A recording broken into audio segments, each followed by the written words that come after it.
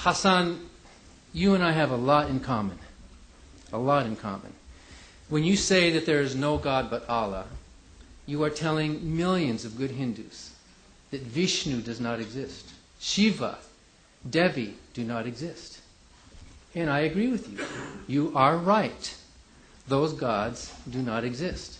You and I are both unbelievers in those gods. When you say there is no God but Allah, you are telling a billion good Christians on this planet that not only is Jesus not God, He's not even the Son of God. And I agree with you. The Trinitarian God of Christianity does not exist. You and I are both in agreement. We are unbelievers in that God. When you say there is no God but Allah, you are telling the Egyptians, the Greeks, the Romans, the Norsemen, the Mayans, the Aztecs through history, that Osiris and Zeus and Mercury, Thor, Quetzalcoatl, they do not exist. And I agree with you. You are right, Hassan. Those gods that were worshipped by millions of devout believers, those gods do not exist. The only difference between you and me is that I believe in one less God than you do. Basically, we are the same. We are unbelievers. Did you know that the early Christians were called unbelievers by the Romans? Because they did not believe in the true Roman gods. Although they had their God, they were called atheists. Atheism, in its most general sense, is the absence of a belief in a God or gods. Atheism, with a lowercase a, is not a belief system. It is not a creed. It is not a system of morality. It is simply the lack of a belief in a God for whatever reason. Most agnostics are atheists by this broad definition because the word God could mean anything. And you can't possibly disprove the existence of something that is not clearly defined. However, when it comes to a particular definition of God, such as the Christian God or the Islamic God, I go further than just the negative, soft, lowercase atheism, and I make the positive claim that that particular God does not exist. In that case, I am an uppercase atheist.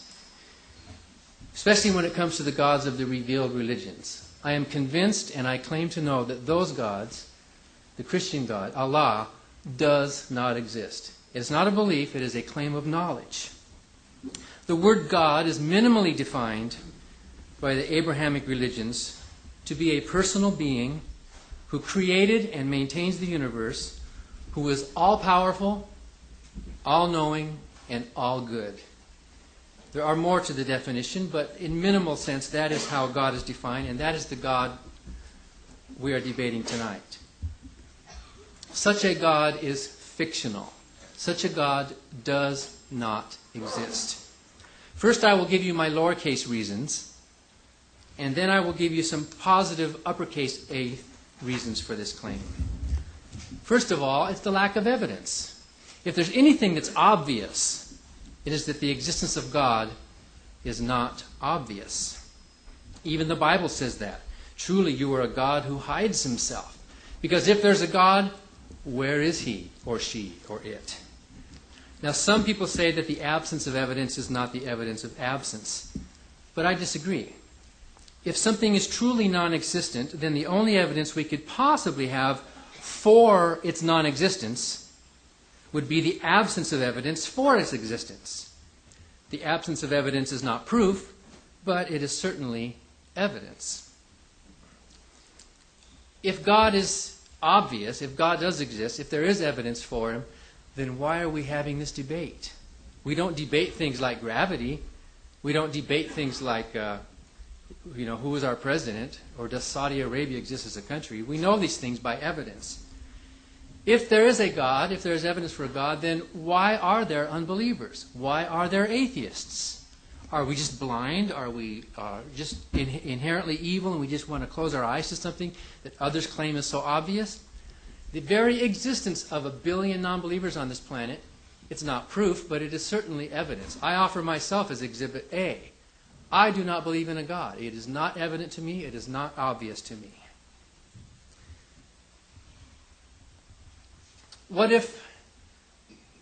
what if scientists were to gather together every Sunday morning like Christians do in church and hold hands and bow their heads and pray and say, yes, gravity is real. I know that gravity is real. I will have faith. I will be strong. I know in my heart that what goes up must come down, down, down. What if they did that? You would think they were pretty insecure on the concept, wouldn't you? And that's what religious people are always doing. They're getting together. What if scientists were to get together every Friday and bow to the north and say, there is no law but evolution, and Darwin is his prophet. There is no law but evolution, and Darwin is its prophet. What if they said that over and over and over and over again? Wouldn't you think they were somewhat insecure? They're trying to talk themselves into this thing for which there is no evidence. And that's what most religions do. They talk themselves into it without any actual evidence that they can show me. Or what if gravity is real and Isaac Newton is its prophet? Isaac Newton, probably the greatest mind of science. 300 years ago, he figured out the laws of gravity. Isaac Newton believed in a God. And when he figured out the laws of gravity and the orbits of the planet, the elliptical shapes and all that, it was a wonderful revelation to our world. Not by revelation, but of course by reason. He figured it out and he proved it with reason. But Isaac Newton was stymied. As great a mind as his, he bumped up against some things that he could not figure out. He did not have an answer for why all the planets were in the same plane. How could that be? Why? Or why they were all going in the same direction. And you know what the great scientific mind Isaac Newton said? He said, that is evidence of design in the universe. That is evidence of choice. That's proof of God, the fact that they're in the same plane and go the same direction. Well, we now know that Isaac Newton was wrong. We now know that this gap in his understanding does have an answer. We now understand something about the formation of solar systems and planetary systems. We now know why they're in the same plane, in the same direction. But in his time, it was an unknowable thing. He had this huge gap in his mind, and he said, well, I don't know the answer, so God is the answer. There's a big gap, and he plugged it with his God. How convenient. He had a gap in his understanding. He plugged it with his God. And that's basically how the arguments for the existence of God have all boiled down. Christians and Islamic and Jewish theists and others argue, well, there's some gap in our current understanding of science, therefore I can plug my God into that gap. Years ago when it was thundering and lightning, they didn't know what caused it, so Zeus did it, Thor did it. But now we understand electricity and the weather patterns, and Zeus and Thor have died. They're gone. Except we do have a day of the week dedicated to Thor.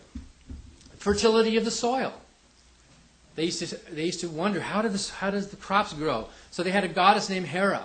But now we understand more, and that gap is closed, and that God has died out.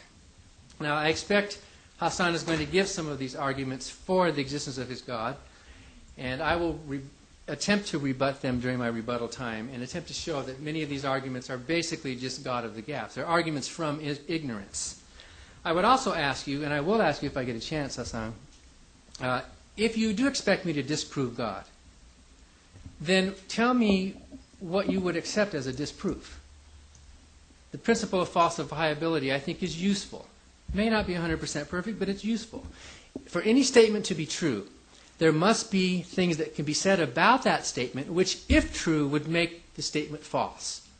And the failure to prove these falsifiable statements true strengthens the truth claim of the original statement. For example, if I'm a short, fat redhead, you can say he's not a tall, skinny blonde, right? And if I were a tall, skinny blonde, it would falsify that I'm a short, fat redhead, right? There have to be statements you can say about your claim which would falsify it if they were true. So I'm going to ask you, give me an example of a statement which, if true, would prove your hypothesis false. What would you accept as a disproof so that we're having a fair debate? Now, here's some positive arguments for the non-existence of God. Suppose God is defined as a married bachelor. Does he exist?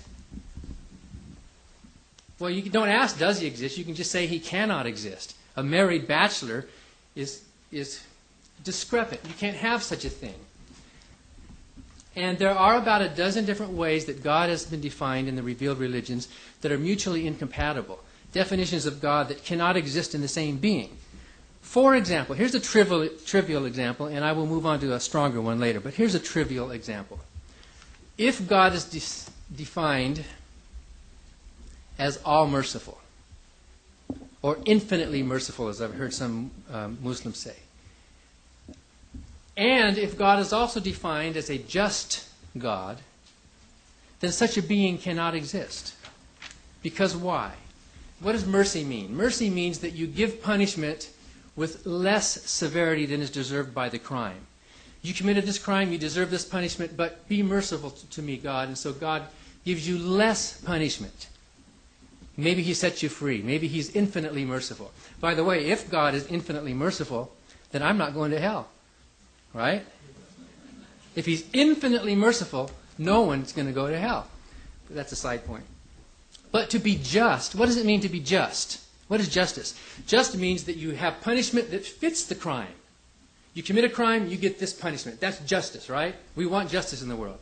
But if God is all merciful, infinitely merciful, then he can never be just. If God is ever just, only once even, then he cannot be all merciful. He has to be sometimes merciful and sometimes just, but he cannot be all merciful. So it follows, a God who is defined as all merciful and just not only doesn't exist, but cannot exist. Here's a stronger one, though. God is defined as a personal being. To be a personal being, you have to be able to make decisions, which means you have to have a potential of uncertainty. Tomorrow I'm going to decide something, but before then I could change my mind, right? So I'm a free personal being because I have that ability, at least in principle, to change my mind. If I didn't have that ability, then I would not be a free agent, a personal being. But God is also defined as all-knowing.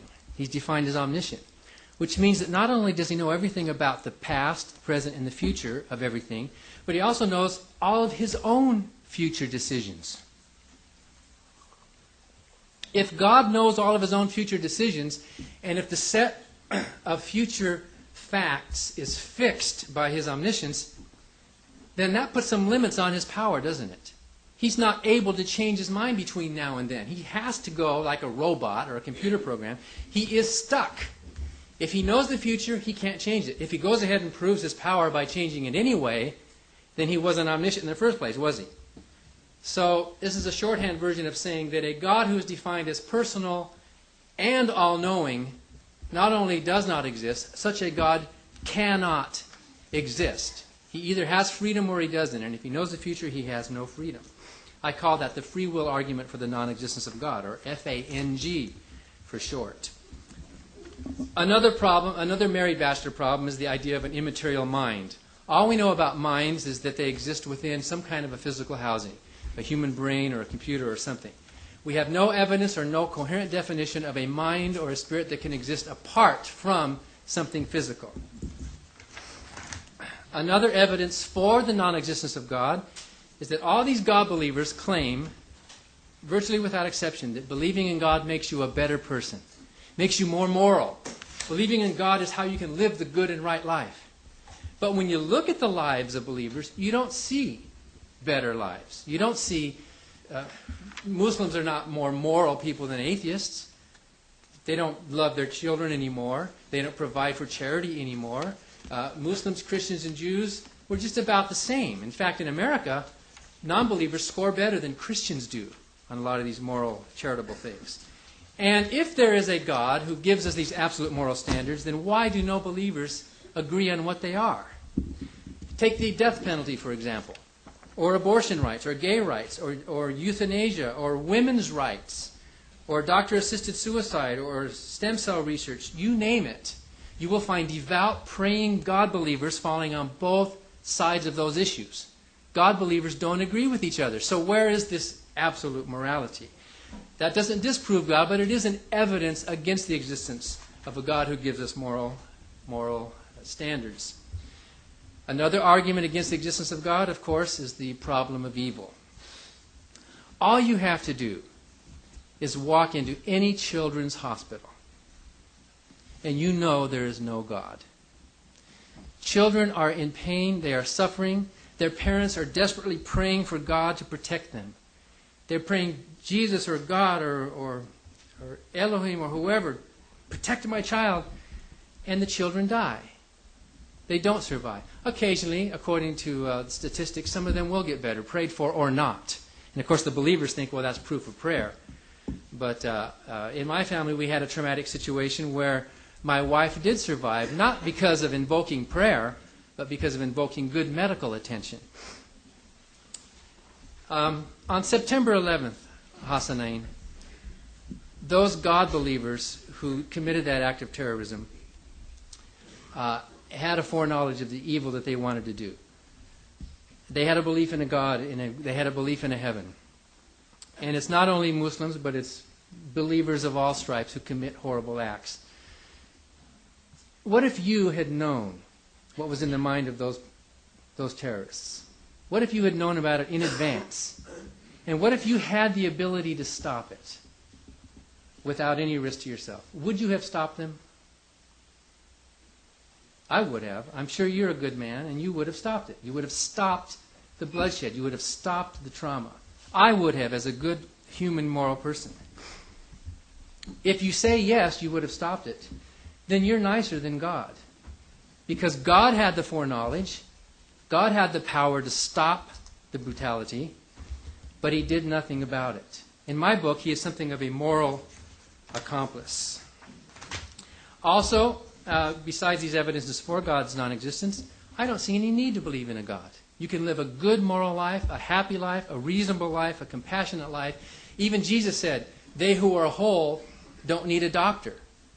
Well, most of us atheists consider that we are not sick. We are not sinners. We don't have this need for some master up there to whom we can bow as a slave.